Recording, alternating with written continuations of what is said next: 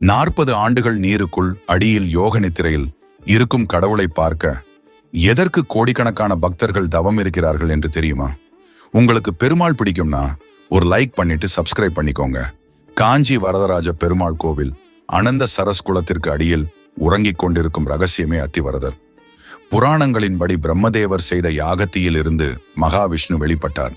அதிமரத்தால் செதுக்கப்பட்ட அந்த திருமேனி யாகத்தின் வெப்பத்தை தணிக்க எப்போதும் குளிர்ந்த நீருக்குள்ளேயே இருக்க வேண்டும் என்பது ஐதீகம். மேலும் வரலாற்று படையெடுப்புகளில் இருந்து சிலையை பாதுகாக்க நம் முன்னோர்கள் அதை ரகசியமாக வெள்ளி பேழையில் வைத்து குளத்திற்கு அடியில் மறைத்து வைத்தனர். சரியாக 40 ஆண்டுகளுக்கு ஒரு முறை மட்டுமே அந்த திருக்குளத்த நீரை இறைத்துவிட்டு அத்திவரதரை வெளியே எடுப்பார்கள்.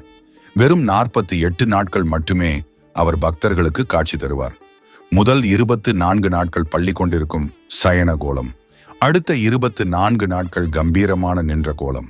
கடைசியாக 2019 அத்திவரதர் வெளியே வந்தபோது மக்கள் அனைவரும் காஞ்சிபுரத்தை நோக்கியா வந்தனர். இப்போது அவர் மீண்டும் குளத்திற்குள் சென்று விட்டார். இனி அவரை நாம் தரிசிக்க 2059 ஆண்டு வரை காத்திருக்க வேண்டும்.